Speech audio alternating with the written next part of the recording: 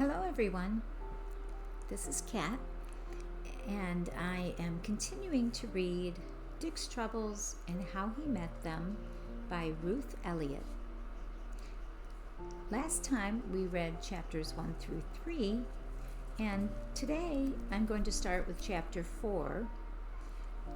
I just want to remind you that this is a book written in the late 1800s, and it was written as a book that would lead young people on the right path, and it is a publication from the Wesleyan Conference Office, which has to do with the Wesleyan Church. So there is possibly some reference to scripture, and we'll see what they're trying to teach him about this time. Okay, here we go. Chapter 4. What Dick Did with His Cake. Dick, here is a present for you. For me, Mother? What is it? Who gave it to me? Said Dick, jumping down from his father's cart in a great hurry. Aunt Susan. She has been here this morning and left these for you. Dick seized the bag and looked in. Oh, jolly, he cried. Have you seen them, Mother? No, your aunt said they were cakes, but I did not open the bag. Then look, said Dick triumphantly. Did you ever see such beauties? They are too good to eat, almost.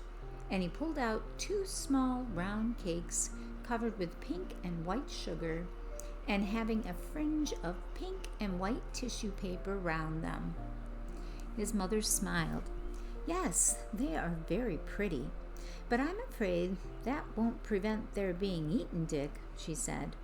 Well, Aunt Susan meant me to eat them.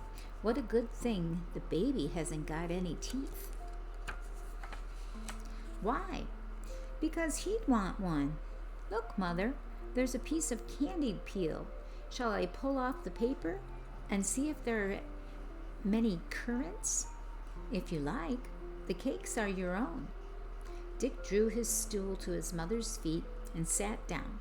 Then he pulled a chair close for a table and put the cakes on it and looked at them a few moments in silence.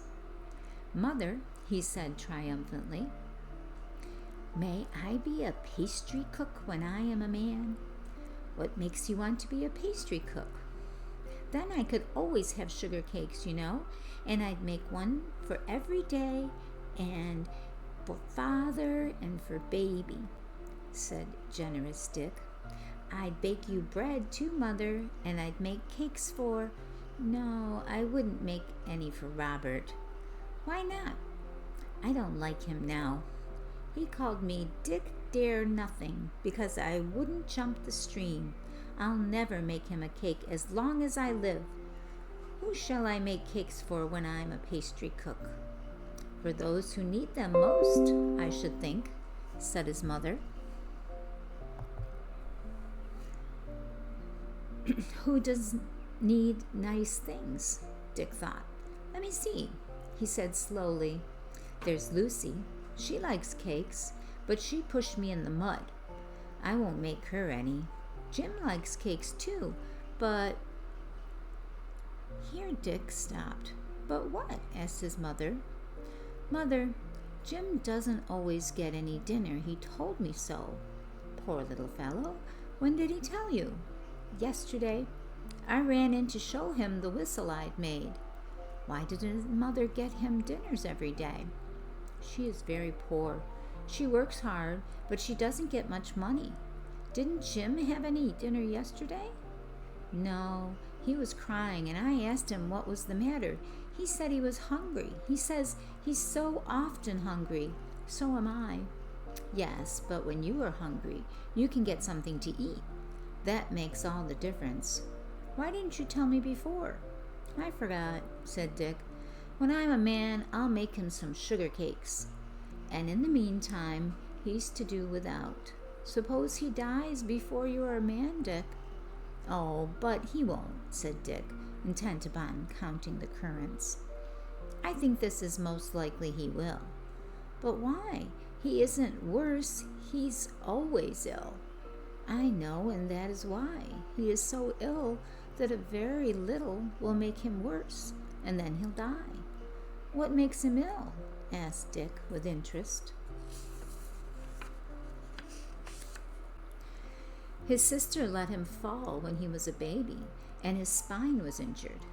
Can't he ever get well? No, he will get worse as he grows older, and then he will die. Dick looked grave. Would he live longer if he had dinner every day, do you think? Yes, I think he would. I wish I could give him some dinner. Won't you let me give him some, Mother? Will you give him some of yours? Yes, if you'll give me some more. But suppose I haven't enough for both. Suppose there is only enough for you. Will you share it? Then I should be hungry too. Jim might as well be hungry as me, said Dick. Do you feel quite well? Asked his mother. Dick looked up in astonishment. Yes, I'm well. Why? Have you a pain in your back? Dick gave his back a rub against her knee. No, Mother. Have you a curious feeling in your legs so that when you put them to the ground they double up and you can't walk? Dick jumped up and tried. Why, no, Mother, he said, laughing. How funny. What makes you ask? Have you a pain in your head which brings the tears to your eyes and won't let you run about and play? Continued his mother. I had a dreadful pain in my head when I knocked it the other day against the post. It made me cry, didn't it? But I haven't got any pain anywhere now, Mother. Suppose you had all those pains. Would it be easier for you to be hungry than it is now? Why, no. You'd have to get me something nice. You always do if I'm not well. And yet you say that Jim, with all those pains, might as well be hungry as you, who are strong and hearty and well. Has Jim got all those pains? Yes, he hasn't always the pain in his head, but it is there very often. Dick began to fidget about. I don't like being hungry, he muttered. Jim doesn't like it either. Suppose I couldn't get you any dinner today or tomorrow. What would you do? I'd go and ask someone to give me some. Do you think Robert would give you half of his? No, I don't think he would. Well, who would? I don't know, said Dick, pulling a currant out of one of the cakes. When I'm a man, I'll make Jim lots of cakes. Poor Jim. What do you say poor Jim for? Said Dick, twisting round and looking at her. I was thinking what a good thing the Lord Jesus is kinder to him than you. I am kind, said Dick. I took him my whistle to see and let him whistle. Yes, but you are quite willing that he shall be hungry till you are a man. But I can't make him any cakes now. There is no need for you to make them, said his mother quietly.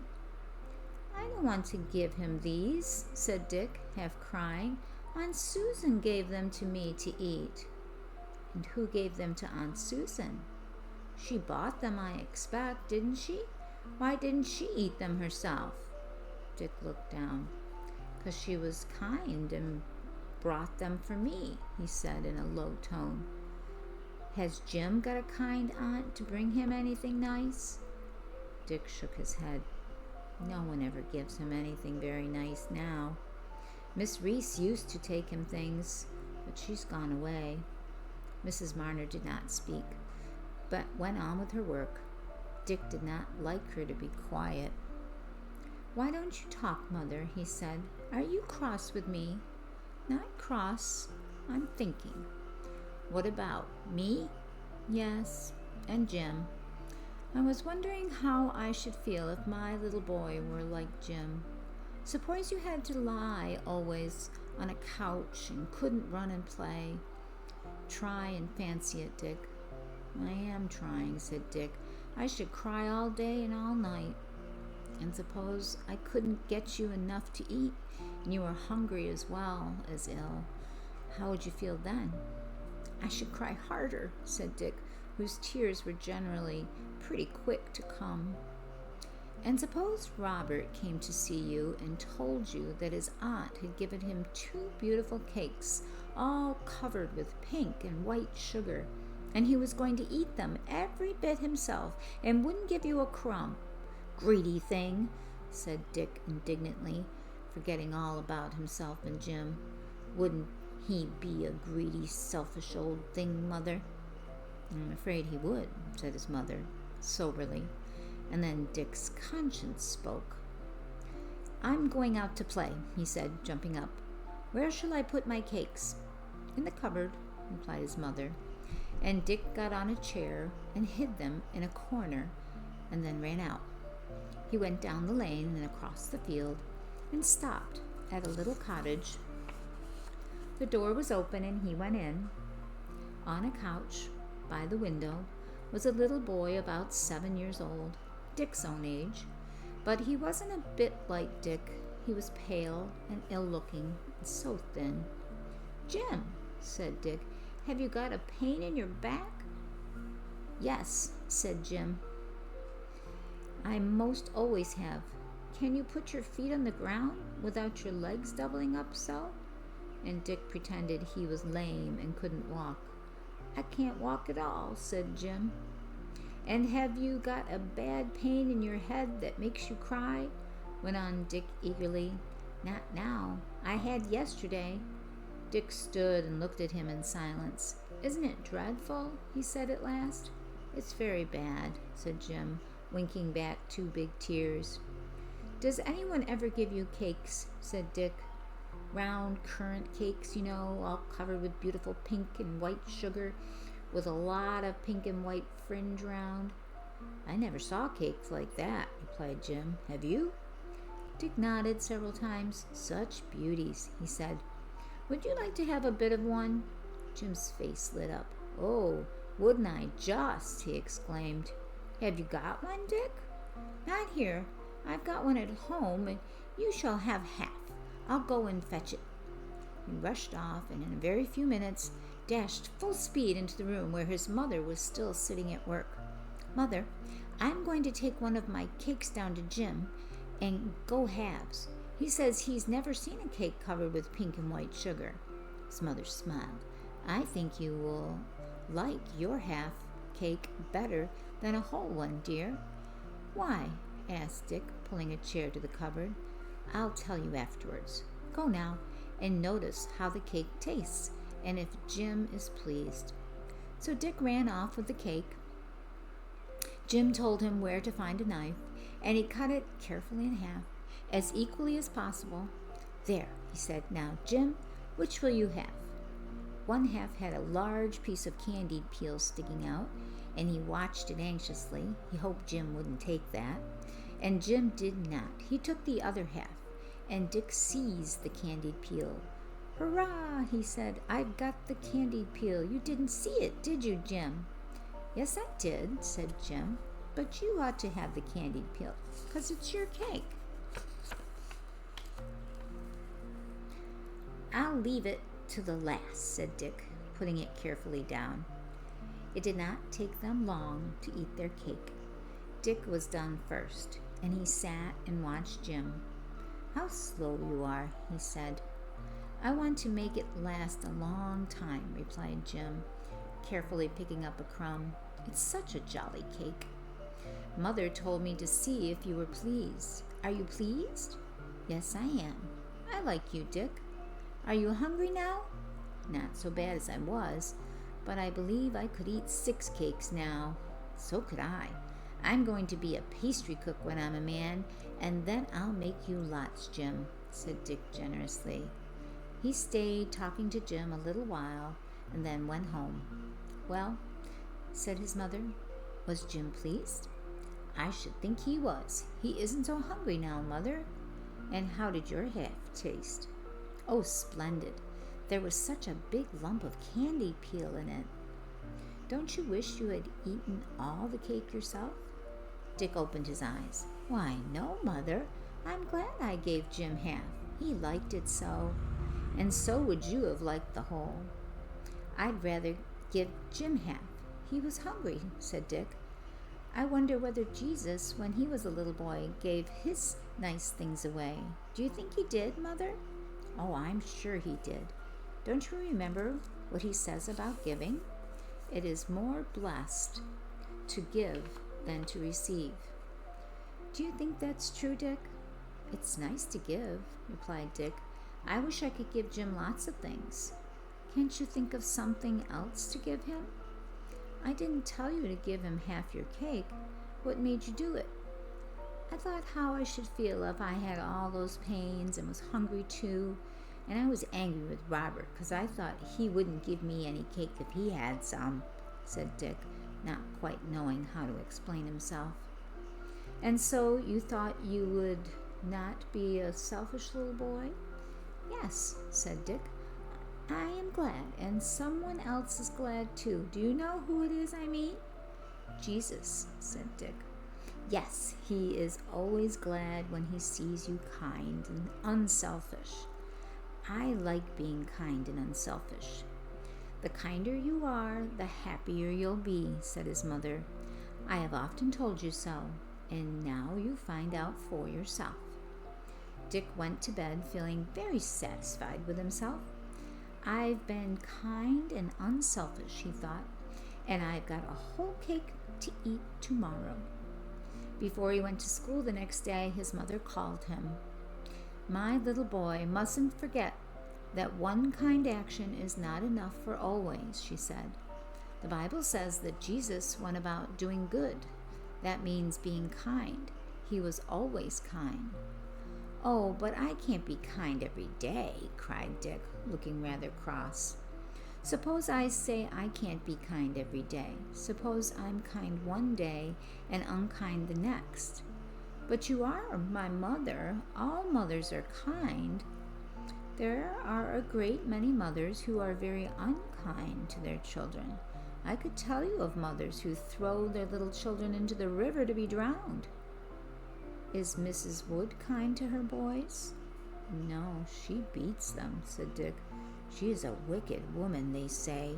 Isn't she wicked, Mother?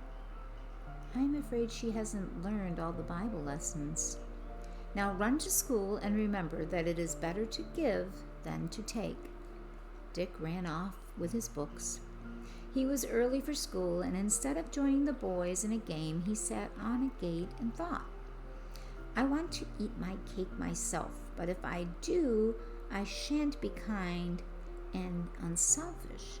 I wish I could be kind and unselfish without giving away my nice things. But he couldn't, and he knew it. It's nice to give Jim things because he's always ill and he can't run around and play. He said he'd never tasted such a jolly cake as mine. I wish Aunt Susan would give me 2 more. I'd give Jim a whole one then. I wonder what he'd say. Then Dick began to fancy what Jim would say. I think I'll give him half, he thought. I'll give him half the candied peel today. The bell rang and he jumped down and went to school. Nearly all day he kept thinking of his cake, and when evening came he took it out of the cupboard and went to Jim's home. Jim, would you like some more sugar cake? Has your aunt given you another? Asked Jim, his eyes shining with delight. She gave me 2. I'm going to give you half. The knife was on the table and Dick took it up, but didn't cut the cake. Why don't you cut it? Asked Jim. I think you shall have all, only I won't stay to see you eat it, said Dick, with a great effort. No, I don't want it all, said Jim, who was an unselfish little fellow. I won't have all, Dick. Go halves. But I want to be kind and unselfish, said Dick, half lifting the knife. I think you are very kind. Cut it, Dick. Down went the knife, and the cake was cut. Oh, cried Jim, you haven't cut straight. One is ever so much bigger. I know. That's for you, 'cause I had the candied peel yesterday. Look, you've got it today. And Dick, pulling out a large piece. You have it 'cause I've got the most cake, said Jim. No, I won't, said Dick. I'm going to be kind and unselfish. You shall eat it. And he pushed it into Jim's mouth. This cake seemed even nicer than the other, and Dick and Jim were very happy. Are you always going to be kind and unselfish, Dick? Asked Jim. I'm going to try, said Dick. Then I'll try too, said Jim. And they did try very hard and often succeeded. All right, it seems like Dick is starting to mature a bit. He's doing a lot better than he did with the kitten and the birds in the tree in our previous chapters. He says he's going to try to be kind, but as we move on to the next chapter, I'm just going to get a sip of tea. The title of the next chapter, just when you thought Dick was getting better, is called Dick's First Theft. I say, Dick, don't you wish you had a penknife like this? Isn't it a stunner? Dick twisted himself round to look. He was sitting in an apple tree, and Robert stood below, holding up his new knife. Oh my, exclaimed Dick, drawing in his breath and a sort of whistle. Where did you get it, Bob? My uncle gave it to me. It's got 4 blades. Let me see. And Dick swung down and watched with envious eyes while Robert slowly opened the blades one by one. There, he said triumphantly. Isn't it a stunner? I wish I had one like it, said Dick. Ah, but you haven't. No one has got one like it. It beats Ted Lambert's hollow, although he thinks so much of it. Why, his has only got 3 blades. Are they sharp? Asked Dick. These? I should think so. That big one would almost cut your head off. Stuff, said Dick unbelievingly. It isn't stuff. It's true. Just you try. But Dick drew back. He did not want to make any experiments. Anyhow, it's as sharp as Father's razor. He says it is. What will you give me for it? I'll give you my boat and my top. Why, I've got a better boat of my own, said Robert, and I wouldn't give a button for your old top. It isn't old. You wanted it the other day. The other day isn't now, replied Robert. I could get 20 tops for this knife. I'll give you my rabbit and the hutch, said Dick, wanting the knife more and more every minute. I'm not going to change. I only wanted to know what you'd give for it, said Robert coolly. This was more than Dick's temper could stand. You're a mean thing, and I hate you, he said passionately. I don't believe the blades are sharp one bit. Oh, aren't they? Laughed Robert provokingly. Look here. Taking up a piece of wood, he cut 4 or 5 shavings off with the greatest of ease. Isn't it sharp? He asked. Mine won't cut a bit, sighed Dick. Of course it won't, rubbishly old thing. I'm going to make the boys open their eyes this morning. Won't they stare when they see how it cuts? I think I shall sell it to Ted. Robert only said this to tease Dick. He did not mean to part with his new knife. All the way to school he talked about it, what he would do with it, what it would cut, how much he would sell it for. Dick listened and envied. How he wished it was his. When school was over, the boys gathered round Robert while he showed off the blades and boasted of their sharpness. But they got tired of listening at last and ran off, and Robert and Dick went home. It was half holiday that afternoon, and they went down to the old saw pit to play. Every now and then, Robert pulled out his knife and tried one of the blades to see if it were getting blunt. But after a while, he forgot it and went on playing. They were pretending to be Robinson Crusoe and Friday, taking it in turns to be Friday. The saw pit was their house, and they covered the top with old planks and boughs of trees, through which they watched the approach of the Indians. As each took his turn at being Robinson Crusoe, he insisted on putting his foot on Friday's neck. That was one of the best parts of the play. Neither would have cared to be Robinson Crusoe if there had been no Man Friday to put his foot on and order about. Sometimes Man Friday thought Robinson Crusoe trod upon his neck too hard and said he wouldn't play, and then Robinson had to promise not to tread so hard again. And so the afternoon wore on. "I'm not going to be Friday anymore," said Robert as he knelt down for the fourth time. "I'm tired of being trodden upon. Besides, you hurt. Be quick and finish, and we'll go down to the river." "You always want to leave off when I'm Robinson," complained Dick.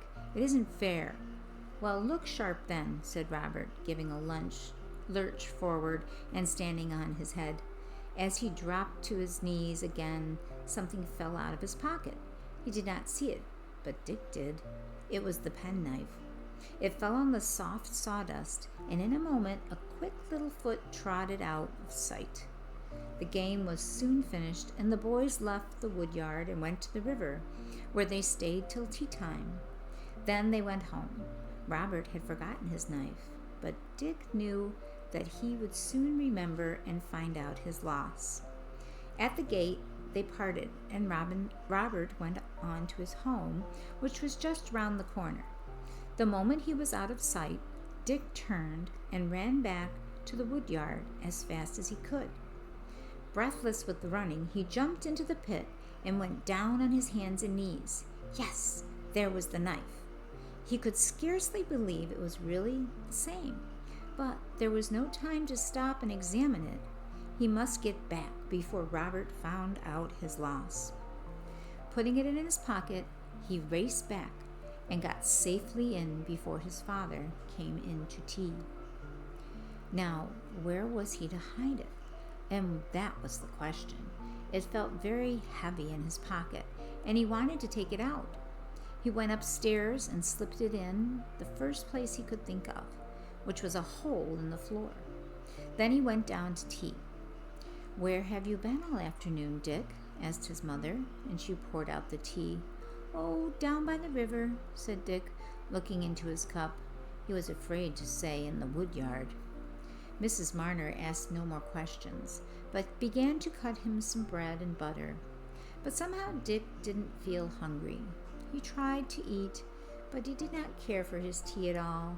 It wasn't nice. He was very glad when tea was over, and he could go out through, though he did not know where to go. And he stood at the door thinking what he should do till bedtime. And Robert came running up. "Hello, Dick," he shouted. "I've lost my knife." "Where did you lose it?" said Dick, feeling very guilty. "I expect I dropped it in the woodyard." "No, more likely when I was jumping by the river. Come help me look for it, will you?" "Yes," said Dick eagerly. "I expect you lost it by the river. We'll go there first. My uncle will be so cross if I lose it. He'll never give me another. I hope no one has picked it up." Talking all the way, Robert ran down to the riverside, Dick following in silence. "There, this is the place. I tumbled down here. You begin that side, I'll go begin this." They went over the ground carefully, parting the grass with their fingers. No knife to be seen. "Well, we'll go to the saw pit," said Robert, after a last look. "Perhaps it's there." So to the saw pit they went, but there was no knife there. In vain, they scraped up all the sawdust into one corner, then respread it. They were obliged to give it up in despair, and Robert went home very sorrowful. "I'd rather have lost anything than my knife," he said. "I don't know what my uncle will say. He'll be so cross." Dick did not speak. He tried to say he was sorry, but the words wouldn't come. He was very glad to wish Robert good night and go in, for he wanted to see if the knife were safe in its hole. As he went in, he heard a hammering in his bedroom, and he stood still, too frightened to stir. Someone was upstairs looking for the knife. "Your father is mending the floor," said his mother, noticing his startled look. "What did you think it was?" "Nothing," said Dick. I must have a good half day in Dick's room, said his father, coming down. There are holes in the windowsill and in the floor, and the cupboard door doesn't shut properly. I wish you would stop up the holes in the floor, said Dick's mother. The mice get in so. Dick's heart beat fast with fear. If his father went back now to stop up the holes, all would come out. I'm going to bed, he said hastily. Good night, Mother. I'm so tired. His mother looked surprised. It was not usual for Dick to be willing to go to bed. What have you been doing to make yourself so tired? She asked. Only playing. We've been jumping. Good night, dear. Are your Sunday school lessons ready? Not quite. I know them all, but a little bit, said Dick, halfway upstairs. He shut the door and, almost too frightened to look, went to the hole and put his finger in. The knife was there, safely enough, and he dragged it out. There was some dust on it, which he carefully wiped off with his sleeve. Then he looked round for some other place.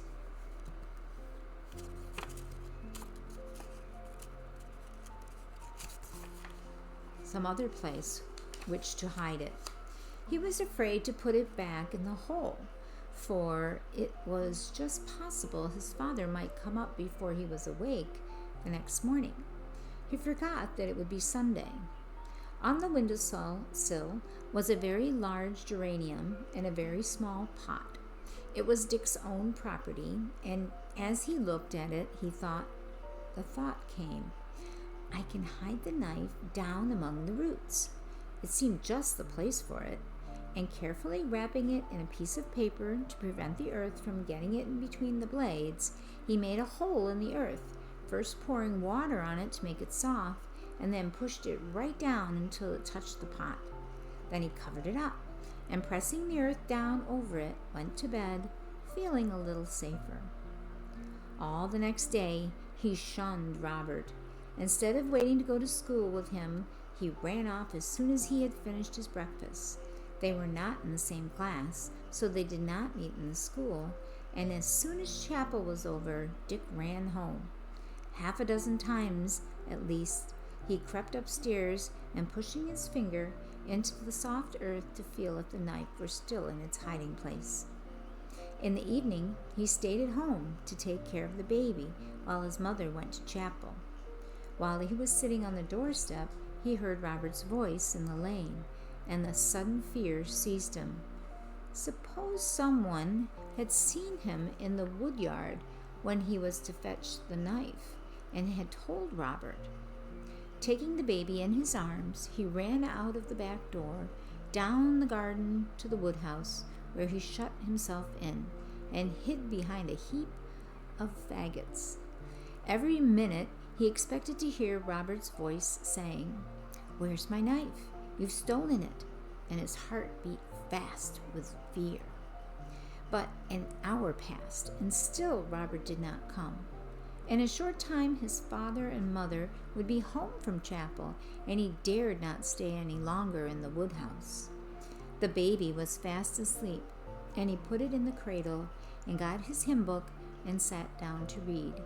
He always said a hymn to his mother on Sunday night, but somehow he could not fix his attention.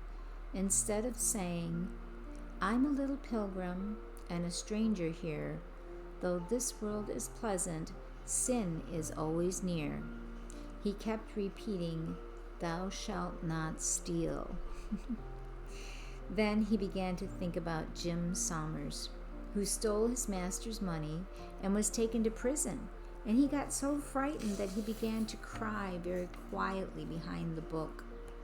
When he heard his mother's voice, he hastily dried his eyes and began reading his hymn aloud, rocking the cradle vigorously with one hand. What is the matter, Dick? Said his mother, seeing that he had been crying. Dick hesitated. My tooth hurts me, he said at last in a very low voice. His mother looked at him, but did not speak.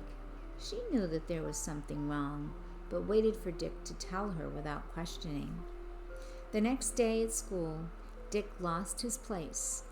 Instead of thinking about his lesson, He was wondering what he should do if the policeman came after him. He would have to run away and hide, but where? First he thought of the wood, but though it was pleasant enough in the daytime, he dared not think of a night there. Then he thought of the wood yard, where he and Robert had played together. There were plenty of hiding places among the timber, only Robert knew them all.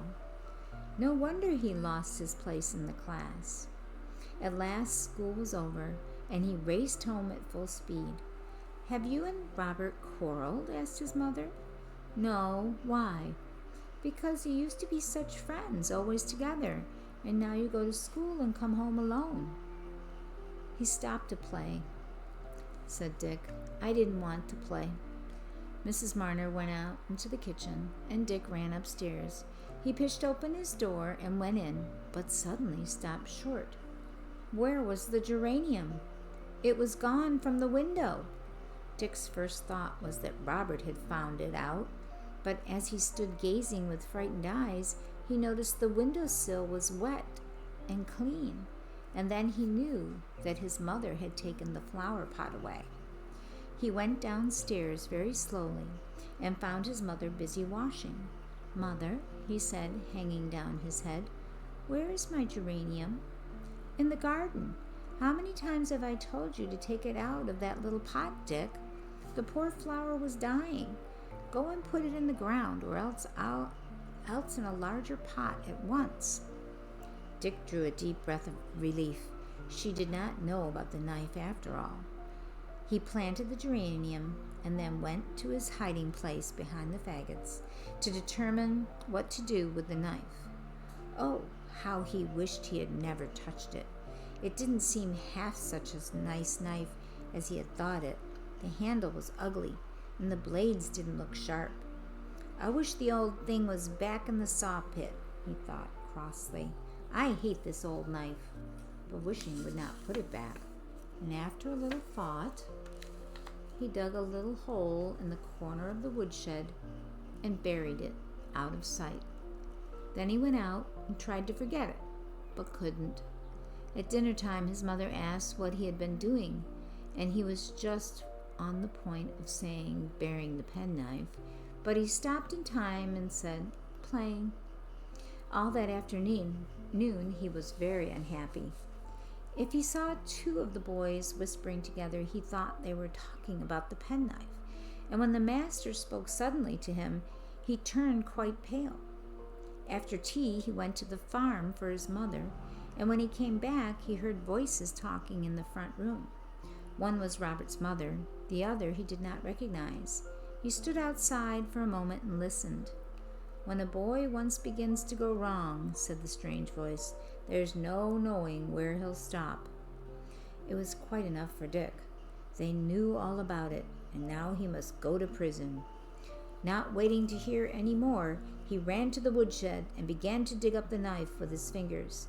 Then he got right up in the corner and pulled the faggots around him and waited.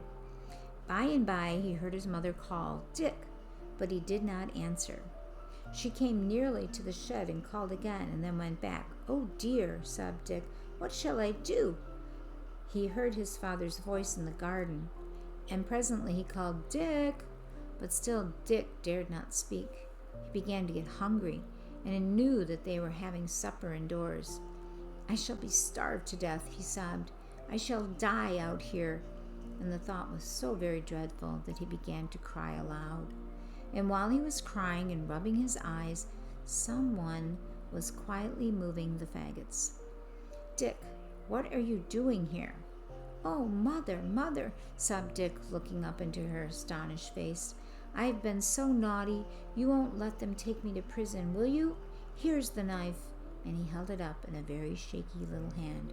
"Whose knife?" asked his mother, for she knew nothing at all about it. "Robert's. I stole it. I'll never do it again, mother," he cried, feeling more and more guilty as he saw her sorrowful look. "Is my little boy a thief?" she said, taking his hand and leading him out. "Oh, Dick, how could you do it?" "I didn't mean to. I saw it fall and I put my foot on it, and then I kept it," replied Dick, wondering if anybody would ever love him again. He felt so wretched and unhappy. His mother took him in, and hiding his face in her dress, he told her all about it from beginning to end. "Shall I have to go to prison?" he asked, rubbing back his tears. "You have been in prison ever since you stole the knife," said his mother. "Whose prison have you been in, Dick?" Dick looked down. "Satan's," he whispered. "Yes, Satan has held my little boy a fast prisoner since Saturday afternoon. Are you tired of prison, Dick?" "Oh, yes, Mother. How can I get out?" "What sort of prison is it?" "Oh," said Dick, "it's horrid. How can I get out, Mother?" "Think a minute and try and find out for yourself," said his mother soberly. And Dick thought, "I must give the knife back to Robert," he whispered at last. "And I must tell God I'm very sorry, and I must never, never do it again." And that was how Dick got out of prison. We got very serious there for a moment. "Whose prison have you been in?" "Satan's," he whispered. So that's how he was a thief. But he at least was going to give it back in the end. At least that's what we have been told. Hopefully the knife wasn't ruined. I was thinking the knife was probably ruined, wrapped up in paper and stuck in the bottom of a pot, and then it was in the corner of the shed. So the last chapter in the book is called Dick's Revenge. So this is the very last one. And as I mentioned in the previous reading, there are illustrations that go with each one of these chapters. And I did post a video short, and it's on YouTube, that has each of the pictures, and they're very interesting. This last one has Dick leaning against somebody, and there's some bushes behind him, so I'm not sure what's going to happen here. This will be the last chapter of the book, and then, as I said, I have a lot of these old books, so I will be looking through my books and pick another one to start reading next, and I will post that up on YouTube so you can hopefully join me. So the last chapter in Dick's Troubles and How He Met Them is called Dick's Revenge. Chapter 6. School was over, and the boys were gathered together in groups, talking very fast. "I don't believe Dick did it. I believe Robert did," said one boy angrily. "Not he. It was Dick," shouted another. "It wasn't me. I never touched the ball." Robert threw it, cried Dick, almost too excited to speak. "It's a lie," said Robert, who was cooler and quieter. "You threw the ball, and I only picked up the glass." Robert and Dick had been alone in the schoolroom, kept in at recess. Suddenly, a loud crash was heard, and a ball came flying through one of the windows into the playground. When the master went in, Robert and Dick had done it, and asked who had done it, and Dick said Robert had. The master was puzzled. Both the boys were generally truthful, and he did not know which to believe. He called Robert up and questioned him closely, but he told the same tale each time he was questioned. Dick had thrown the ball, and it had gone through the window. He had not touched it. Then the master questioned Dick, who was angry and indignant, and said that Robert had thrown the ball. There were no witnesses, and it was impossible to tell which one was speaking the truth. The boys divided into two parties, one taking Robert's side, the others Dick's, and they grew hot and angry in the dispute. "Come, boys," said the master, "it is of no use to quarrel over it. Go on with your games or go home. Depend upon this, it will be found out some day." The boys separated and went their different ways. Several went home with Robert, some with Dick. "He's a mean thing," said Dick fiercely. "I'll never speak to him again as long as I live. He threw the ball when he was sitting on the desk. I only heard the smash." "I'd pay him out, Dick, if I were you," said Ted. "It's a shame that you should have to bear the blame." "What shall I do?" said Dick. "Can't you hide away his knife or his new fishing rod?" suggested Ted. "That would make him dreadfully angry, and he wouldn't know you'd done it either." Dick shook his head. "I can't do that. It's like stealing," he said. "It's mean." "Well, stone his chickens then. He gets lots of eggs and sells them." Again, Dick shook his head. "That isn't like stealing," said Ted. "I'd do it, I know." "I don't want to hurt the chickens just to spite Robert," replied Dick firmly. "I shan't do anything mean, Ted." "All right," said Ted, liking Dick all the better because he wouldn't do as he suggested. "I shouldn't care so much for the boys if the master didn't think I'd done it. It's horrid to know he thinks I'm a liar." "Perhaps he doesn't. Perhaps he thinks Robert did it," said Sam. "Why don't you go and tell him?" Dick didn't answer. They were at the gate, and he went in. But he didn't forget Sam's words. "What's the matter, Dick?" said his father, noticing his excited face. Dick was better friends with his father than he used to be when he was younger, and he was more sensible and obedient, and his father liked to have him with him.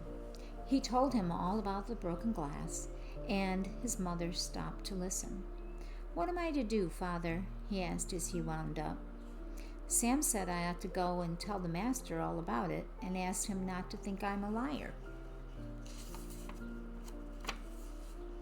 "Well, I'm almost inclined to think that's your best plan," said his father thoughtfully. "What sort of a character have you for truthfulness? A great deal depends upon that. The master said he had no reason to doubt either of us. We always speak the truth, but he said one must be telling a lie. That was plain enough." "Of course it was. And if you are both generally truthful, I don't see how he is to decide." "He can't," said Dick. "Well, I think if I were you, I would go to him and tell him exactly how it happened. Tell him you don't want him to think that you don't speak the truth, and ask him to trust your word till it is proved, mind, proved, untrustworthy. It is not proved so yet." "I'll go," said Dick. "I'll eat my dinner and fly. Look sharp, Mother, please." His mother hurried the dinner ready and helped him fit first. "Don't choke yourself," she said with a smile. Dick laughed. "No fear, Mother." He did not feel half so angry as he did before when he came home. Talking it over had taken some of the sting out, and then he saw his father and mother trusted him. As soon as he had finished, he seized his cap and ran off to the master's house. He found him in his garden and went up to him. "If you please, sir, I have come to speak to you about the broken window." "What about? You have not come to say you did it, Dick?" said the master in a tone of surprise. "No, indeed, sir," replied Dick, coloring. "I have come to say I did not do it." "Ah, so Robert says."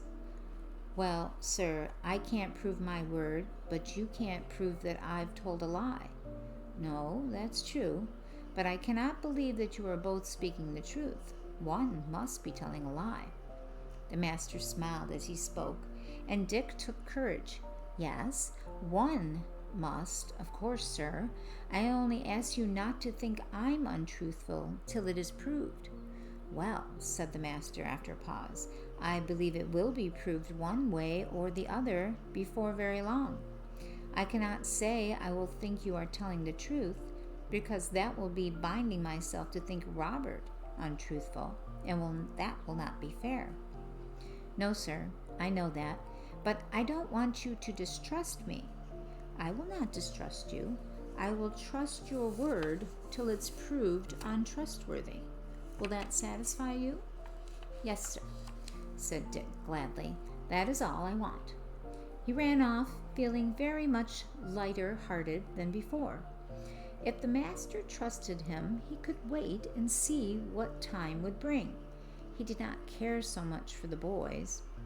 But days passed, and still both boys declared their innocence. The school got angry and impatient and then indifferent, and at last forgot all about it. But Robert and Dick did not forget, neither did the master. The examination was approaching, and the boys were busy preparing. There was a great deal of surmise about one prize, the good conduct one, which was regarded as the highest. All would like to have it, but very few thought they had any chance. What made this prize especially valuable was the fact that the winner was allowed to choose a treat for the school. The power that it gave was even more than the prize itself. Some of the boys thought Dick would get it, as his conduct had been almost uniformly good. But Dick shook his head.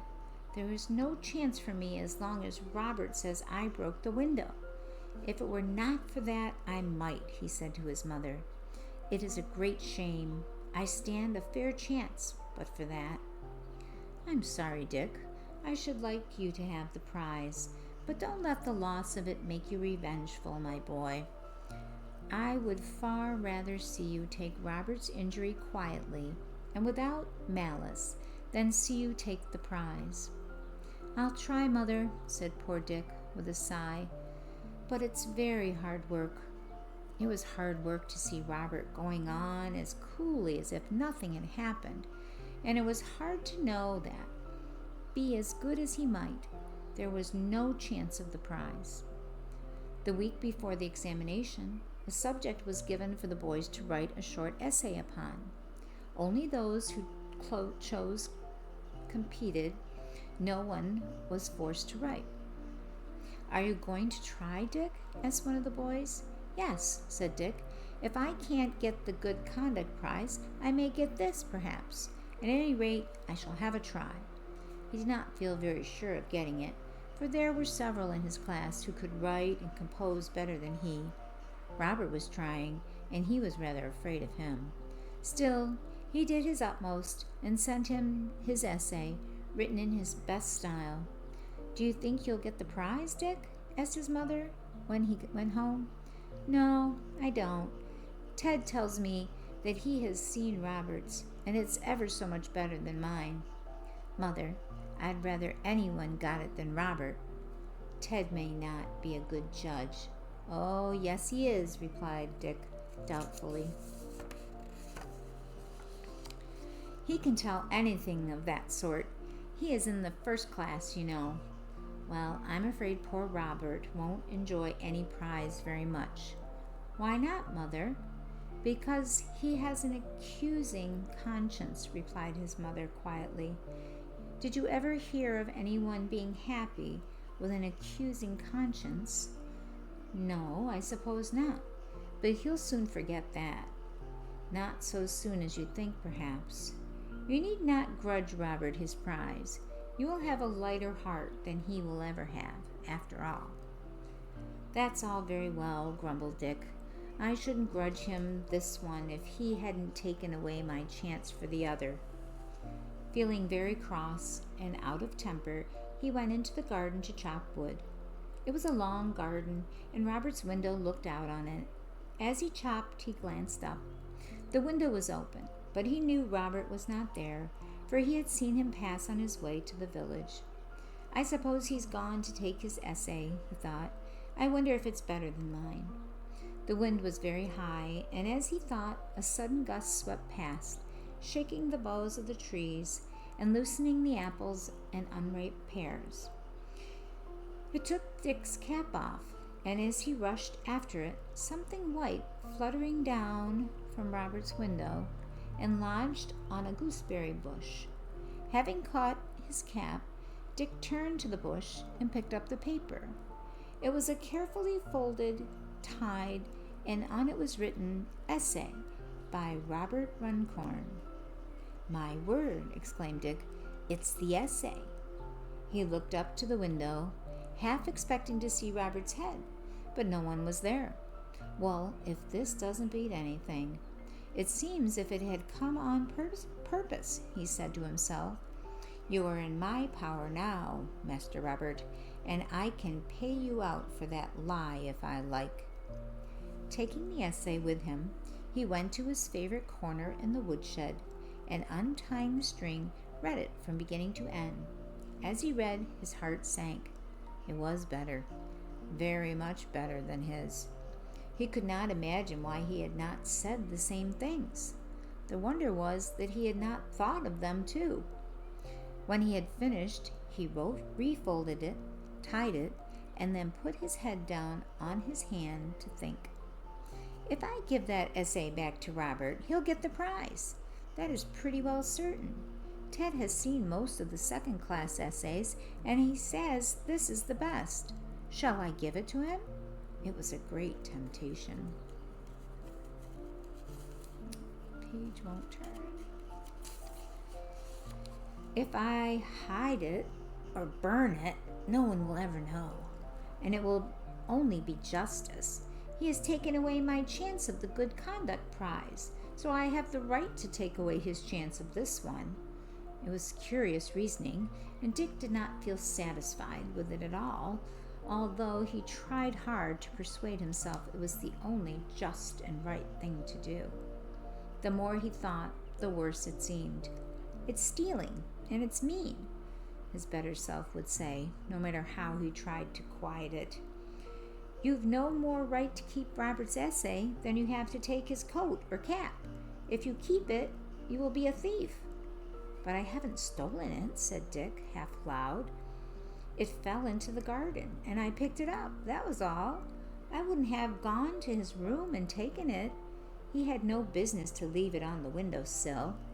But do what he would, the thought came, "No matter what Robert has done, you have no right to steal his essay." "Picking up isn't stealing," muttered Dick. "Keeping what doesn't belong to you is," was the reply. "He's a mean, wicked boy and told a lie about me. And so you're going to be mean and wicked and steal his essay?" "It isn't so mean as that lie," said Dick. "It's worse, because you do it out of revenge." That silenced Dick for a time. He felt it was true. "I don't want to be revengeful," he thought. "I don't want to be mean.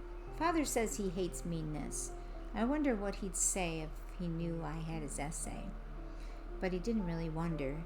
He knew as well as possible that what he would say, give it to Robert at once. For more than half an hour he sat there, and then he suddenly jumped up. He had made up his mind what to do. Going to the front garden, he leaned over the gate and waited for Robert to come home. He knew he would not be long, because it was the evening for giving in the essays, and he would have to come home and fetch it. He had only waited about 10 minutes when Robert came rushing up full speed. He was going past Dick without looking at him, but Dick called to him, "Robert, here's your essay." Robert stopped and turned very red. "Where did you get it?" he said roughly. "It blew out of the window into our garden, and I picked it up. Expect you will get the prize, Bob." "Why? I read it, and it's ever so much better than mine," said Dick, feeling that he had begun to be generous. He might as well go on. It was not so hard as he thought. "You had no business to read it," said Robert. "Well, I haven't heard it. You may read mine." "Oh, you can't. I've taken it down," replied Dick, remembering. "I don't want to read yours," said Robert, trying to speak crossly, but not managing it. "Do you think you'll get a prize?" He came close to the gate, playing with his essay as he spoke, with pretended indifference. "I don't know," replied Dick in a melancholy tone. "Perhaps I shall for history." "They said you expected the good conduct prize," said Robert carelessly. Dick shook his head. "I might if—" and then he stopped. Robert colored violently and ran on into his own home. The day of the examination came, and the prizes were distributed very much as the boys had expected. Robert's essay was the best. Dick took the prize for history. At last came the event of the day, and all were in a state of excitement. The master came forward, and with a smile on his face looked round. "My boys," he said, "I have a pleasant thing to tell you. Do you remember the broken window? And the mystery as to who broke it? Well, the mystery is explained, and I call upon Richard Marner to come forward and receive the prize for good conduct." Full of astonishment, which was shared by all the school, Dick rose. "But how do you know?" he stammered. "Has Robert told?" "Yes," said the master. "Robert threw the ball which broke the window. The pleasant thing I had to tell you is that having been tempted to do wrong, he has had moral courage enough to confess it. It is an easy thing, boys, to do wrong. It is not an easy thing to confess that wrong. I don't want to make a sermon now, but let me say this. It is easier to fall into sin than to escape once in. Dick has earned his prize, and no one sees him take it more gladly than Robert." Amid the cheers of the boys, Dick took the prize, but he looked wistfully towards Robert, who was sitting with his head on his desk. In a few minutes, the schoolroom was empty, and with shouts and cheers, the boys gathered round Dick to decide the treat. Robert had disappeared, but Dick could not rest.